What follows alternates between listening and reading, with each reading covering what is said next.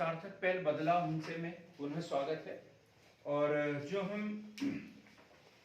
मुगल काल पढ़ रहे थे और मुगल काल में हमने पूरी वंशावली पढ़ ली है, प्रशासनिक व्यवस्था पढ़ ली, भू राजस्व व्यवस्था पढ़ ली और अभी हम पढ़ रहे हैं मुगल कालीन मुद्रा व्यवस्था। जी हाँ, मुगल कालीन मुद्रा व्यवस्था। मुगल कालीन मुद्रा व्यवस्था, इसमें हम देखेंगे कितने प्रकार के सिक्के थे और कौन से सिक्के किसके समय में प्रारंभ हुए थे। ठीक, तो शाही टकसाल, शाही टकसाल, शाही टकसाल की व्यवस्था हो चुकी थी। शाही टकसाल की व्यवस्था हो चुकी थी और उसका जो प्रमुख था वो था अबू समंत। अबू समंत, अबू समंत जो है वो शाही टकसाल का प्रमुख था। क्लियर हो गई ये बात? ये क्वेश्चन पूछा जाता है एग्जाम में। मुगल कालीन शाही टकसाल का प्रमुख कौन था? अबू समंत। अब हम सिक्के देखेंगे, प्रमुख सिक्के कौन कौन से थे। प्रमुख सिक्के तो एक तो सोने के सिक्के होंगे, सोने के सिक्के, चांदी और तांबे के। सोने, चांदी और तांबे के प्रमुख सिक्के हुआ करते थे। तो हमें इसी के विषय में पढ़ना है। छोटा सा वीडियो हमारा इसका। शाही टकसाल का जो प्रमुख होता था वो कहलाता था दरोगा। शाही टकसाल का प्रमुख क्या कहलाता है? दरोगा। ठीक है, क्लियर हो गया? तो शाही टकसाल मुगल काल में प्रारंभ हो गई थी और शाही टकसाल का प्रमुख जो होता था दरोगा होता था। सर्वप्रथम उसे उस पद पर किसे नियुक्त किया था? अबू समंत को नियुक्त किया गया था। हम बात करते हैं सोने के सिक्के। सोने के सिक्के तो सोने के सिक्के में मुहर, मुहर। ठीक, सोने के सिक्के में कौन सा है? सबसे पहला है मुहर। सबसे अधिक प्रचलित, सबसे अधिक प्रचलित और 9 रुपए के बराबर, 9 रुपए के बराबर इसका मूल्य होता था। एक मुहर मतलब 9 रुपए के बराबर। तो सोने का सिक्का, मुहर 9 रुपए के बराबर। फिर है शंशब, दूसरा है शंशब। पहला मुहर और दूसरा है शंशब। ये 101 तोले का बड़ा सिक्का था। 101 तोले का शंशब, बड़ा सिक्का। अकबर द्वारा प्रचलित, अकबर द्वारा प्रचलित और बड़े लेन देन में इसका उपयोग, बड़े लेन देन में उपयोग होता था। क्लियर हो गया? तो सोने के सिक्के हम पढ़ रहे हैं। सबसे पहला मुहर और दूसरा है शंशब। तो मुहर जो है वो सबसे अधिक प्रचलित था और एक मुहर का जो मूल्य होता है 9 रुपए के बराबर होता था। अब रुपया भी पढ़ेंगे क्या है, 9 रुपए के बराबर होता था। शंशब जो है ये बड़ा सिक्का था, अकबर द्वारा इसे प्रचलित किया गया था और 101 तोले का होता था। 101 तोले का। और सोचो इतना बड़ा सिक्का है तो बड़े लेन देन में प्रयुक्त हुआ होगा। आम आदमी के बस की बात नहीं थी। उन्होंने तो कभी इसे देखा भी ना हो, कभी हाथ भी ना लगाया हो, किसी ने कभी जीवन में कमाया भी ना हो। इतना बड़ा ये सिक्का होता था। इसके बाद है इलाही।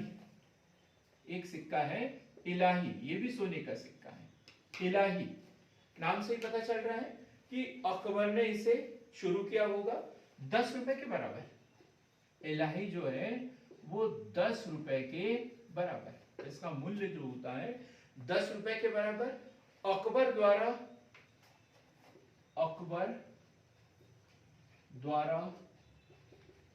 प्रारंभ किया गया गोलाकार सिक्का, गोलाकार सिक्का।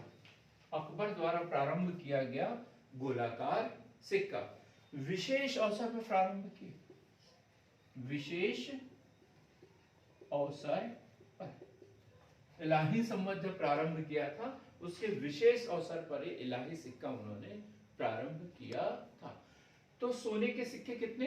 3, एक मुहर, एक शंशब और एक इलाही। सबसे प्रचलित था मुहर और सबसे बड़ा सिक्का होता था शंशब, और विशेष अवसर पर जिसका लेन देन किया जाता है वो सिक्का है इलाही, वो है इलाही। क्लियर हो गई बात? सोने के सिक्के। अब हम बात कर रहे हैं चांदी, और चांदी का होता है रुपया। अभी बात कर रहे थे हम कि मुहर में 9 रुपया, इलाही में 10 रुपया होता है। मुहर में 9 रुपया और इलाही में 10 रुपए के बराबर ये होता था।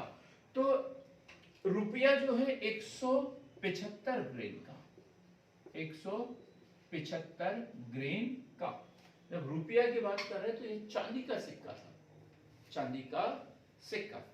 फिर है जलाली और दूसरा है जलाली, दूसरा है जलाली, और ये होता है वर्गाकार या गोल, वर्गाकार होता है या फिर गोल होता है।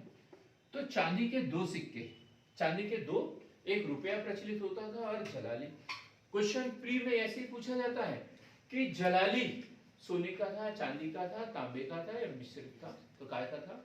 चांदी का, चांदी। और रुपया कितने ग्रेन का होता था? 175 ग्रेन का होता था, और ये भी चांदी का होता था। क्लियर? अब हम बात करेंगे तांबे के सिक्के। ये होते हैं आम आदमी के लेन देन के लिए, जो प्रयोग में लाए जाते थे वो क्या थे? तांबे के। ये तो अमीर लोगों की बात है, सोना चांदी। आम आदमी के लिए, हम जैसे लोगों के लिए क्या है? तांबा। यही सिक्के ज्यादा प्रचलन में होते थे। तो सबसे पहला है दाम। पहला क्या है? दाम।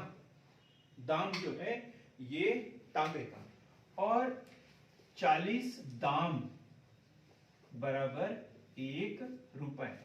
1 रुपए में 40 दाम होते थे।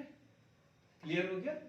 1 रुपए बराबर 40 दाम। जैसे अभी 1 रुपए में 100 पैसे होते हैं ना, वैसे उस समय क्या होता था? 1 रुपए जो होता था 40 दाम के बराबर होता था।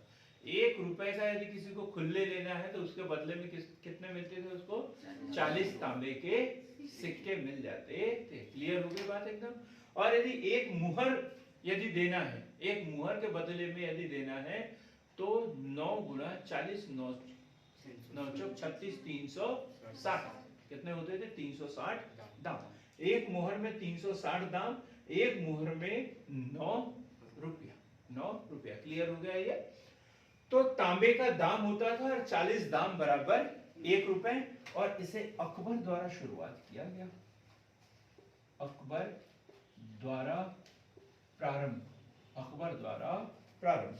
वैसे दिल्ली सल्तनत में भी ये सिक्के प्रचलन में थे, इल्तुतमिश द्वारा इसे प्रारंभ किया गया। हाँ, लेकिन हम दिल्ली सल्तनत कालीन सिक्कों की बात नहीं कर रहे हैं, किसकी बात कर रहे हैं? मुगल कालीन। तो मुगल काल में शाही टकसान प्रारंभ हुई थी और फिर दाम चालू किया था, तो किसके द्वारा? अकबर के द्वारा। अकबर के द्वारा इसे प्रारंभ किया गया था। फिर है जीतल। जीतल, जीतल मतलब ये छोटा सिक्का, तांबे का छोटा सिक्का, दाम से भी छोटा, दाम से भी छोटा सिक्का, दाम के 25वें भाग के बराबर, दाम के 25वें भाग के बराबर, 25वें भाग के बराबर मतलब 25%। मतलब एक दाम में कितने जीतल हो गए? 4। कितने हो गए? 4।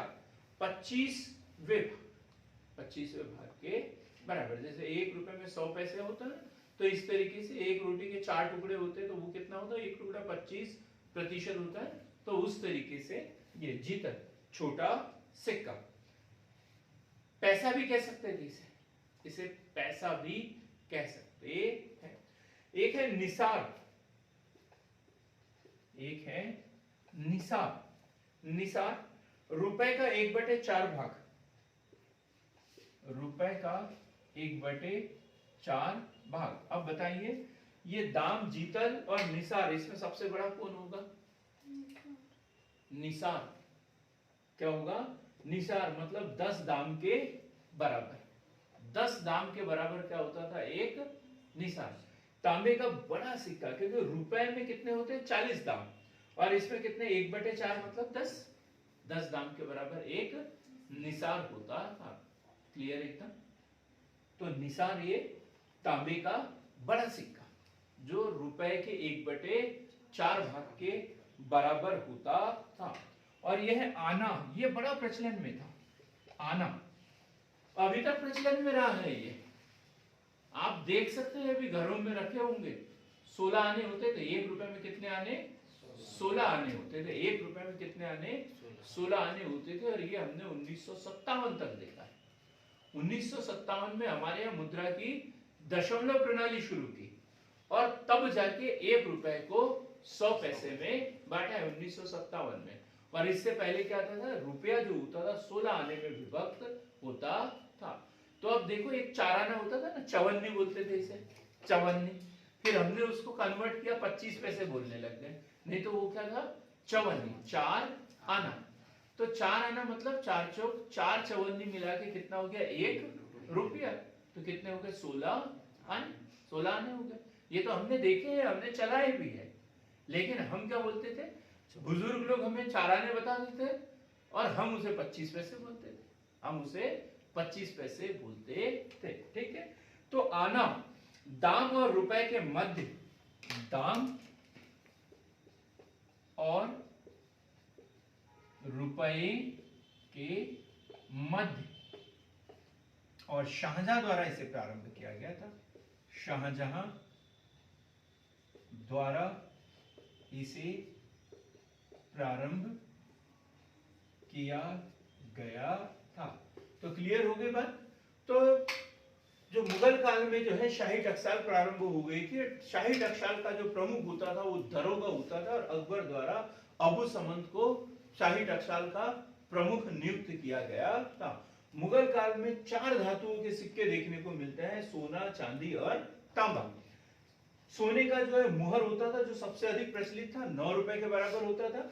शंशक 101 तोले का होता था। अकबर द्वारा इसे प्रचलित किया गया था। बड़े लेन देन में ये प्रयुक्त होता था। इलाही, इलाही ये 10 रुपए के बराबर है। इलाही जो है 10 रुपए के बराबर अकबर द्वारा प्रारंभ किया गया। गोलाकार सिक्का विशेष अवसर पर जारी किया जाता था। विशेष अवसर पर मतलब ये हमेशा प्रचलन में नहीं रहता था। जब सम्राट को ऐसा लगता था, मुगल बादशाह को ऐसा लगता था कि ये कोई त्योहार वगैरह है और इस पे ये जारी कर दिया जाए, तब 150 की संख्या में इसे जारी कर देते थे। ठीक। तो सोने के 3 सिक्के, मुहर, शंशब और इलाही। चांदी के 2, 1 रुपया और जलाली। और तांबे के 4, दाम, जीतल, निसार और आना। जो आना है ये शाहजहां द्वारा प्रारंभ किया गया था। तो अगला जो वीडियो होगा वो होगा हमारा मुगल कालीन प्रमुख महिलाओं से संबंधित। तो हमारे चैनल को लाइक, शेयर और सब्सक्राइब करें और इसे निरंतर जो है वो लोगों तक पहुंचाने का प्रयास करते हैं। तब तक के लिए बहुत बहुत धन्यवाद।